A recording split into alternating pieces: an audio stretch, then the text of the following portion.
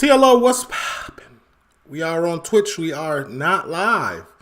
But you can leave a like, comment, subscribe, turn on your post notification bells. Let's continue to grow the family from Chicago to the UK. Right behind me, you see it? Little warning screen, just in case. Twitch.com is where you can catch a live stream. Usernames at the bottom of the screen. And we also got Patreon. That's where you can locate UK TV shows and movies and Premier League highlight reactions. Link to that is in the description. I don't know what's going on. Link to that is in the description. This is the Shankill Butcher, the UK's worst serial K. Into the Shadows is my channel, the channel doing this. Talk to me. Copyright disclaimer under Section 107 of the Copyright Act 1976. Allowance is made for fair use for purposes such as criticism, comment, news reporting, teaching, scholarship, and research. Fair use is a use permitted by copyright statute that might otherwise be infringing. Non-profit, educational or personal use tips the balance in favor of fair use. No copyright infringement intended. All rights belong to their respective owners. True.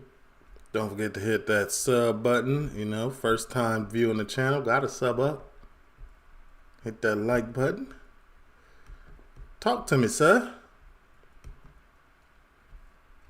As you probably know, if you've been a long-time fan of this channel, there raged an intercommunal conflict in Northern Ireland for many years, commonly known as the Troubles. Lasting from the late 1960s until 1998, the conflict claimed the lives of more than 3,000 people. It was punctuated by bombing campaigns, sectarian violence, street riots, and kidnappings.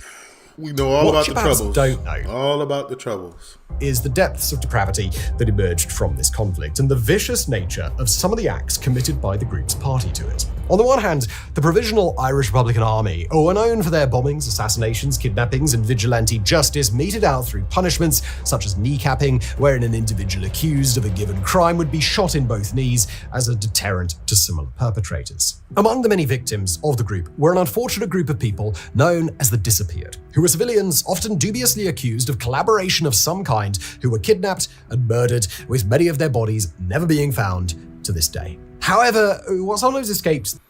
I feel like every time there's something big going on in the world, in a specific spot of the world, or just the world in general, there's always some underlying things happening. Always in the dark, the shadows will be unseen. You know what I'm saying? So this is a perfect time for criminals to like do the craziest stuff when like the Troubles is going on, World War II is going on, even the most recent pandemic is going on. You know what I'm saying? The microscope are some of the other groups whose actions, even if smaller in body count, were no less despicable, committing acts so gruesome that it is as if the public has simply chosen to forget them. One such group is the Shankill Butchers, a gang of men belonging to the so-called loyalist faction and who committed a series of killings in the 1970s at the height of the conflict. The group gained their name by kidnapping civilians at random in the dead of night and torturing them to death using utensils such as butcher's knives before dumping the bodies in plain view the next morning. And what did they get out of it? Like, were they doing it for the cause? Or like, no matter what they were doing it for, it doesn't matter. But I'm just curious, like, what did they think they was getting out of it? Shankill Butchers are often referred to as the worst serial killers in the history of the UK. Yet their brutal actions are largely lost amidst the horrors of the time, despite being undeniably responsible for one of the most inglorious episodes of murderous depravity in all of Europe. So today we thought we'd take a look at this group and shine a light on their crimes, which for some still live in infamy, despite the relatively brief existence of the group and the violent end for its leader, Lenny Murphy. The name of the gang, I think we did a documentary covering them. Nevertheless, was from their base of operations in the Shankill, a well-known street and neighbourhood in Belfast. The Shankill Road is a broad thoroughfare which runs through West Belfast, largely populated by supporters of the continued place of Northern Ireland in the United Kingdom, and which is seen as a bastion of the same ideology, which is known as unionism. The Shankill Road runs close to the mostly Irish Republican neighbourhood of the Falls Road and close to so-called flashpoint areas, thinly separating two communities traditionally in favour of either a united Ireland or continued British rule. The most well-known terror organisation belonging to the unionist cause had its headquarters on the Shankill Road. This was the Ulster Volunteer Force, or UVF, which traced its origins to a campaign to prevent... I still think, I was just thinking about this yesterday in my spare free time. I know this is about Ireland and things of that nature, but if the UK don't be careful with everything that's going on right now, it could have a severe result. And we could be 20 years down the line, whoever's reacting to what they're reacting to, they could be reacting to little stuff like this. Oh, during those tough, troubled times in England, when the when the prime minister and the government was pitting two sides together that were really on the same side, but putting the country, separating it into two, and civil war broke out. All of this underlying stuff was going on, and we got to take a look at it. Though, be careful. Y'all tread very lightly over there. And Ireland from seceding from the British Empire at the beginning of the 20th century. The UVF reformed in the mid-1960s, shortly before the Troubles began, and amidst the rise of a strain of unionism characterised by British nationalist fervour, which came to be referred to as loyalism. The group became one of the key players in the conflict as it spiralled out of control in the following decade. Its actions featured gun and bombing campaigns overwhelmingly targeted at Catholic residents of Northern Ireland and occasionally at Irish communities living south of the border. This included a double bombing attack in Dublin and the northern county of Monaghan in 1974, which killed 35 people and injured almost 300. And although the UVF's sworn enemy was the Provisional Irish Republican Army, IRA members constituted a minority of its victims, most of whom were instead Catholic civilians murdered at random, often in spree killings and attacks on bars and public houses. This was a practice in one way encapsulated by the longtime leader of the organisation, Augustus Gusty Spence, who declared in 1966, if you can't get an IRA man, get a tag instead, with tag being a common slur used against Catholics in Northern Ireland. However, I never even heard of that slur. I learned something new today, and I will never use it, but I'm just saying, never heard of it.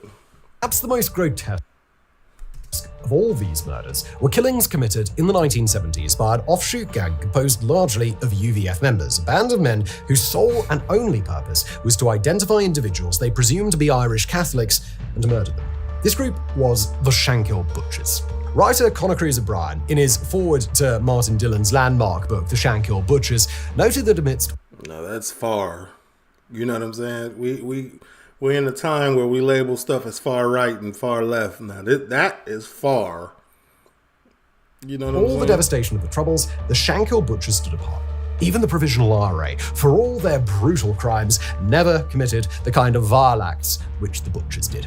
The modus operandi of the Shankill Butchers was quite simple. Members of the group would lie in wait at night in areas of North Belfast, waiting for male passers-by to walk past as they returned to their homes, often from nights out. They would then set upon their chosen victim, bundling into a car and driving off before killing them. Imagine being drunk on a night out, going home after you've had a great night, you know what I'm saying?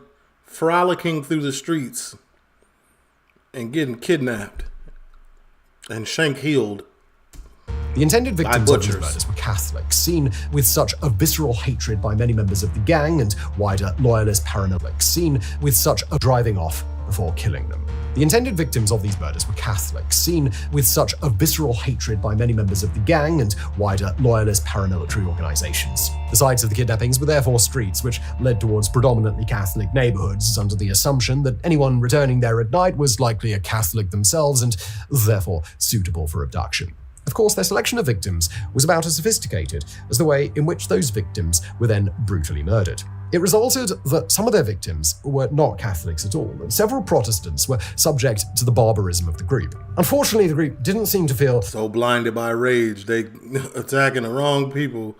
Well, the wrong people shouldn't be attacking nobody, but just dumb. That they could apologize and let the captives go, and so the Protestant victims of the Butchers met the same fate as the Catholics. The gang continued their murderous campaign for several years, beginning with the quadruple murder of the staff of a liquor store in 1975 and ending in 1977, after most of the gang were rounded up and ultimately jailed. With that said, some members of the gang also committed individual murders either side of this time period. In that 2-year period, 19 met their fates at the hands of the butchers, generally by having their throats slit, their wrists cut, or being bludgeoned to death in the shaded confines of areas nearby the Shankill Road. The most gruesomes. The identities The most gruesome of gruesomes. Wrist slit, cut, throat cut, or bludgeoned? Just you up close watching all of that. Perpetrators were a mystery to the Police Service of Northern Ireland, or PSNI, who tried in vain for several years to gain information on their identities from residents in the area. Their efforts were always rebuffed and met with a strict wall of silence. With that said, it is not to say that the butchers' identities were not suspected, if not known, by some residents of the Shankill. As attested to by multiple community figures and some investigators subsequently. Hey, sir, I just wanted to let you know your haircut is optimal. You know what I'm saying? Me and you got the same. I got a little. There we go. Salute. The names of at least some of the perpetrators by multiple community figures and some investigators subsequently, the names of at least some of the perpetrators of the most demented behavior of the Troubles were common knowledge, but information was not shared with the authorities for fear of subsequent retribution by members or allies of the group. This resulted in the spree continuing for the length of the time it did. Part of the reason for this silence was the sheer viciousness of which members of the group were capable and which could be turned on to members of their own community at a moment's notice. Facts. They know they're part of the Shankill community. They know who exactly they are. As soon as anybody gets the tattletelling, especially in this time era, the police is not protecting you. We already know that. The police is not protecting you. You say a word, they might put you in the paper. Several witnesses have come forward off the 1300 block of Shankill. Name, first, last name. They just, I don't know. That's why people don't even, a lot of people blame like that code of silence on like the gang itself. Oh man, nobody wants to tell on the gang, man. They're gonna come get us. No, it'd be the police. It'd be the police, because the police play it a certain way that doesn't protect the people that be coming forward. So ain't no point. What am I being an upstanding community member for, and being neighborhood watch and being a tattletale, and y'all not gonna protect me? I'm not doing it no more. You know what I'm saying? That's where that really come from. Now, a code of silence within the gang is a code of silence within the gang, but normally community members are full and ready to tell on you, but there's no protection from the police. Matter of fact, it's the damn near the opposite most times. In most cases that we be seeing is be the opposite.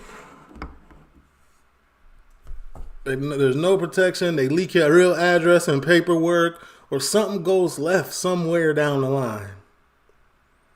And all it takes is one bad apple, and then the community is quiet.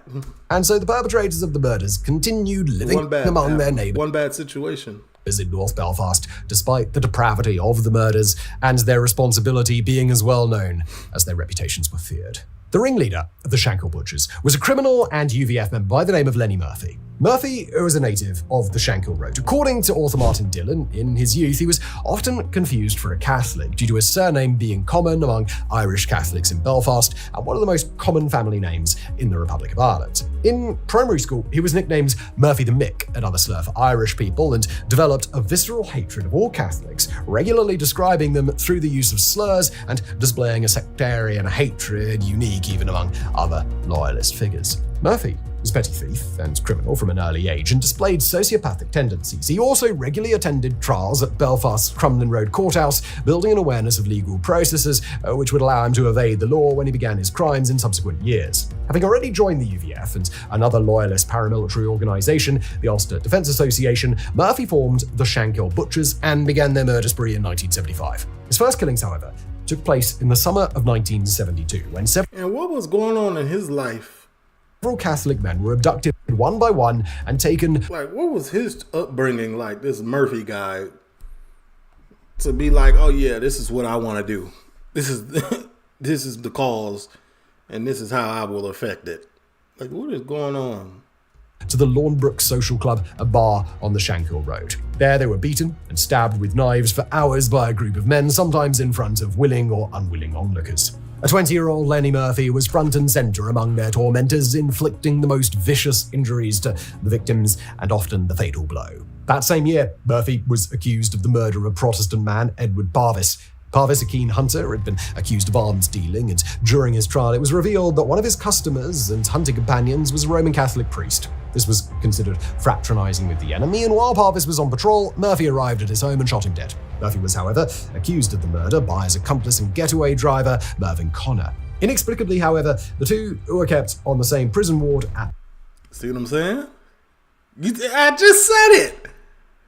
Mervyn Connor, his getaway driver, tricked on him. He was like, man, this is not what I signed up for. I can't do this. This is too much for my conscience. I'm telling. And in the return, first of all, Mervyn, you were a part of it. You knew the code. You still went against the grain. You should have went in there, no commented. But your conscience got the better of you. God was like, tail. And you did. None, whatever. But the police put you in the same... Come on, man. No protection for them. And you still went to jail. Let's backtrack. You tricked and you still went to jail. That's first and foremost. We all know that telling is not going to get you out of jail time immediately. It'll get you a shorter sentence, or you got to have a good lawyer or something. But anyway, you're still in jail, and these dummies put you on in the same area as him. Driver Mervyn Connor. Inexplicably, however, the two... No protection. Were kept on the same prison ward at the Crumlin Road prison, and Connor was shortly found dead of cyanide poisoning with a suicide note exonerating Murphy nearby. Of course. Another prisoner on the ward mentioned having seen Murphy enter the ward and force a pill into Connor's mouth while prison guards were on a break. That prisoner, shortly afterwards, was beaten to death. Another person. First of all, you in prison tattletelling. It's definitely a no-no.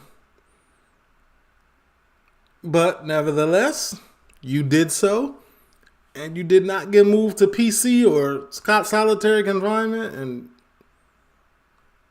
sayonara.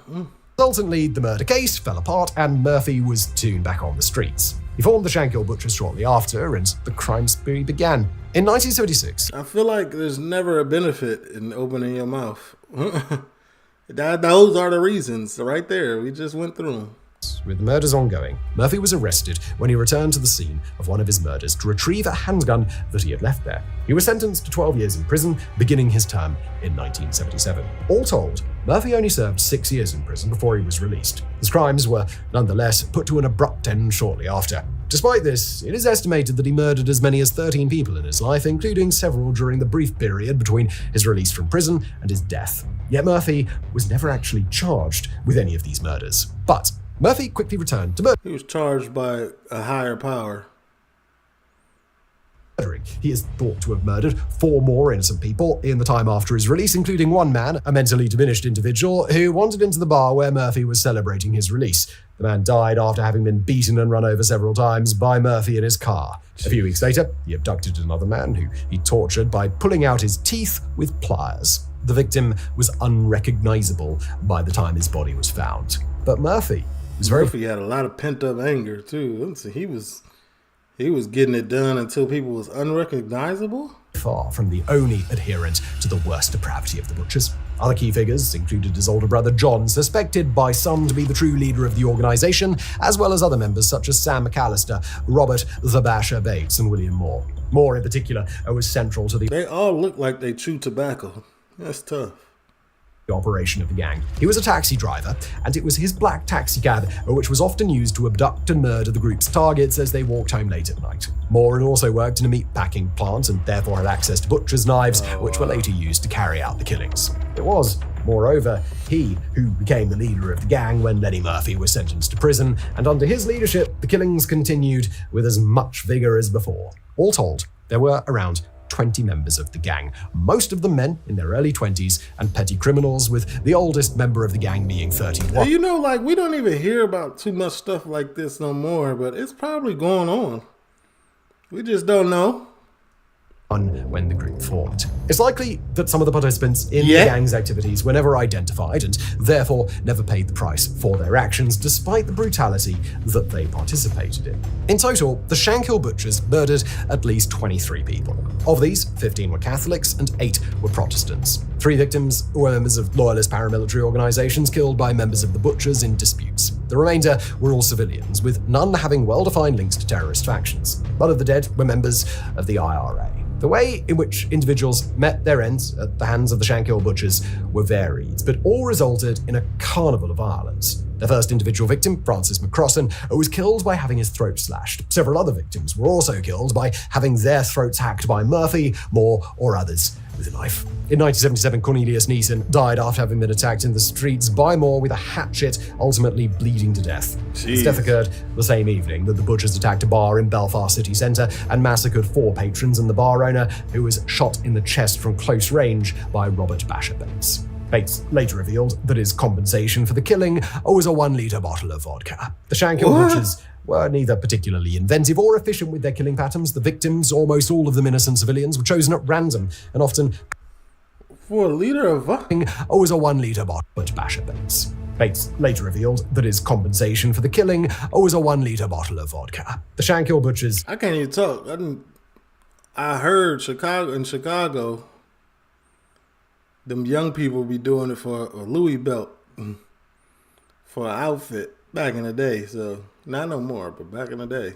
Were neither particularly inventive or efficient with their killing patterns. The victims, allegedly, almost all of them innocent civilians, were chosen at random and often clumsily hacked at with knives by their captors, suffering agonizing deaths in the process. The members of the gang were an undisciplined group of men, many of them part-time employed heavy drinkers and who often got into deadly feuds with members of other loyalist paramilitary groups. The killings continued with several more random attacks in 1977. This included 2 more throat slashings and a bomb attack on an Easter Republican parade, which killed a 7-year-old boy. But one individual the group did not succeed in murdering was Gerald McLaverty, another innocent Belfast man who'd been abducted while walking home. Although he was beaten, stabbed, and ultimately left for dead in a back alley with slashed wrists, he survived and would ultimately prove the gang's undoing. A few days later, McLaverty was able to assist the police in identifying members of the group who'd assailed him.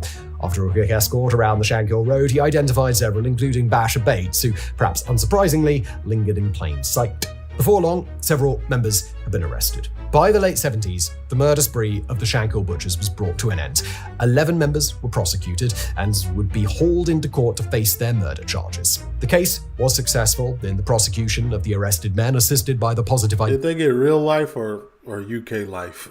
Identification of McLaverty and the fact that William Moore crumbled under police interrogation, confessing to the crimes and identifying other participants. 42 life sentences were doled out to the members of the group in February 1979. Jointly, the sentences handed down to the 11 convicted men amounted to more than 2,000 years in prison. In his Yeah. Sound like they got real life. landmark book, The Shankill Butchers, published in 1989, Never getting as the out. troubles raged on, journalist Martin Dillon made the point that the PSNI, under Chief Inspector Jimmy Nesbitt, managed to identify and convict the worst gang of serial murderers in the entire history of the UK, despite having only 11 detectives working the case. This paled significantly when compared to the 304 police officers working to track down the Yorkshire Ripper, a serial killer active in northern England at around the same time. The murders also occurred amidst the height of the Troubles, at a time The Troubles was going on. They couldn't put that much police force on there. You know what I'm saying? when murders were taking place regularly all across Northern Ireland. Undoubtedly, Yeah, the police force was spread thin, wasn't it? it was a huge accomplishment. However, questions have been asked about the level of preparedness of the police to prevent the actions of the group as they took place, as well as the level of knowledge of the loyalist community of the men responsible, which could have prevented at least some of the deaths from taking place. Unlike other serial killers in the UK at the time, the Butchers had made no effort to hide the bodies of their victims or mask the aims of their behaviour. They operated in a compact area of Belfast, which, although densely populated, was still no bigger than 15 square miles in size. Several of them were known to police as members of the UVF, and some were even questioned regarding their knowledge of some of the murders. Yet none were charged until the failed attack on McLaverty. one of the most significant questions is how Mervyn Connor, accuser of Lenny Murphy for the murder of Edward Parvis, could possibly have been allowed to share a prison ward with the man he accused. Man, you think they give a damn? Them prison people don't care. Arguably, had the detention of Murphy and Connor been handled with greater care, the activities of the Butchers would have been prevented. Moreover, given the fate of Connor, it may have even prohibited the coming forward of other members of the Shankill community, lest they too suffer the same fate as him. See what I'm saying? See what I'm saying? Look, full circle. They seen what one tattletale got, and they was like, they ain't gonna protect us if we tell them. Quiet. It's not even intimidation from the gang, it's the police doing errors. Some journalists have even claimed that the police were aware of the identities of the Butchers alongside members of the civilian community. A 2011 documentary by Northern Irish journalist Stephen Nolan shed new light on the details behind the gang's actions and downfall. In it, Nolan expressed dubiousness that the members of the community of the Shankill, or at the very least other figures of the loyalist paramilitary movement, were unaware of the identities of the members of the group. Journalist Jim Campbell, himself the survivor of an assassination attempt by the UVF in the 1980s, lent further weight to this belief. In an interview with Nolan, he noted that if state security forces had the capacity to infiltrate the tight hierarchical structure of the Irish Provisional Army, then it was almost inconceivable that they were hamstrung by a street gang like the Shankill Butchers for several years. In concluding, Nolan noted that the Shankill Butchers were arguably even worse than the other notorious serial killer active at the time, the Yorkshire Ripper, Peter Sutcliffe. When finally caught, Sutcliffe claimed voices Peter was crazy. in his head had encouraged him to commit the murders of 13 women. You see what I'm saying? Peter was crazy. He was later diagnosed with paranoid schizophrenia. But the Shankill Butchers, Or he had a psychiatric thing going on. A mental thing going on, undiagnosed. had heard no such voices in their heads, none other than the deafening sound of their own hatred. Despite the heavy sentences meted out to the Shankill Butchers, all convicted members walked free in 1998 under terms of the Good Friday Agreement. The agreement was a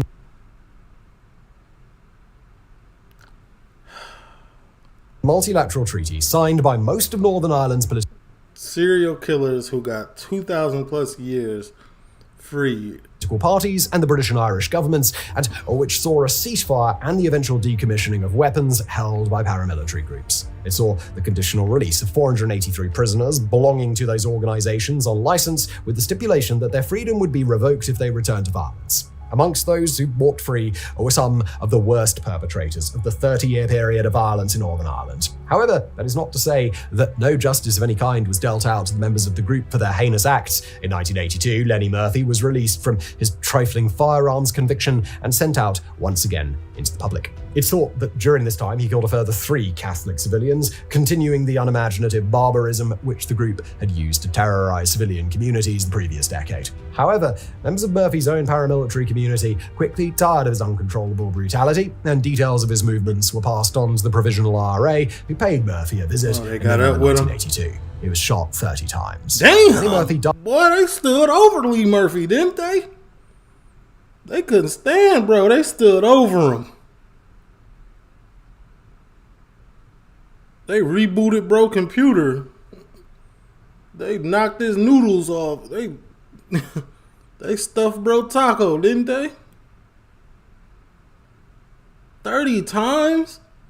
Died, never having been charged for any of the 13 murders which he is suspected of having committed. He was buried at Carmony Cemetery, the same cemetery in which one of his Catholic victims was buried after a UVF funeral. His headstone bore the inscription, "Here lies a soldier," the title of a popular unionist song, although Murphy never served in the military or even killed anyone who was in a realistic position to fight back. Despite all their victims, nobody from the Shankill Butchers is known to have targeted even a single confirmed member of a Republican paramilitary group, despite these being their declared arch-enemies. The older Murphy brother, John, also didn't outlive the Troubles. He died in a car accident in Northern Ireland in 1998, only 1 month before the Good Friday Agreement took effect. Can't escape faith. Basher Bates didn't fare much better. After his release, he was swiftly murdered by the son of a loyalist paramilitary member, whom Bates had himself murdered in 1977, shortly before his arrest. Bates's funeral Spun on him. The get back was crazy. Got back for his pops, didn't he? Go back. military member, whom Bates had himself murdered in 1977, shortly Get back got no time. shortly before his arrest. Bates's funeral was attended by hundreds, and his name was included on the banner of a branch of the Orange Order, a Protestant fraternal organization called the Old Boyne Island Heroes. As revealed in the 2011 documentary, Charlotte Morrissey, daughter of the group's 10th victim, Joseph Morrissey, had the misfortune of blundering into view of the Bates funeral procession. Joseph Morrissey had been hacked to death and his body mutilated in 1977, but his daughter could do little other than sit and watch as huge wreaths were paraded through the streets, glorifying one of the members of the group responsible for her father's death. Unfortunately, many of the other key members of the gang, including William Moore, lived the rest of their lives in relative normality. The same was true of many members of the IRA and other terrorist organizations operating in Northern Ireland, some of whom have since sought repentance for their crimes, many of whom haven't, and some of whom even continued upon the path of sectarian violence in the years after the signing of the agreement. Martin Dillon stated that there were up to 17 people involved with the murders who were never brought to justice, and many of these were never identified. But even many of the known members of the gang were able to see out their lives without even having spent the majority of their sentences in prison for the crimes they committed. William Moore, noteworthy for both having taken over the leadership of the group when Murphy was in prison and for mutilating victims' bodies after they were dead, died of a heart attack in 2009, having recently come under investigation for yet another murder committed in 1974. Sam McAllister, another member of the group known for his large size and being able to physically drag victims into waiting cars, and who was instrumental in the failed murder of Gerard McClaverty, which led to the group's downfall, was also released and continues to live in relative normality, though he was wounded in an assassination attempt in 2001 following yet another loyalist. What kind of wound? He was also shot in both arms as punishment for beating another loyalist to death with a breeze block in 1976. One of the lesser-known members of the gang, Eddie McIlwain, still alive and also a member of the Orange Order, even participated in one of the group's annual 12th of July parades in 2023, commemorating the victory of a Protestant king over a Catholic king at the Battle of the Boyne in 1690. You know what I maybe because I wasn't paying much attention or watching documentaries before I started doing the UK and Ireland stuff. But like in the UK and in Ireland is the only place where I ever watched a documentary and a killer was on there talking. Convicted killer that had got out. It's just crazy. Did 23 years, got out and was talking about it. The killers in America is still locked up. Owen was also a former member of the Ulster Defence Regiment, an infantry division of the British Army, active in Northern Ireland, and was dismissed from his position around the time of the Butchers' arrest. A few days before the parade in 2023, he had been pictured erecting a UVF flag on the Shankill Road. When questioned, McIlwain claimed that he had, quote, paid his debt to society. He'd served a total of 8 years in prison. That's tough. Let me know your opinions, man.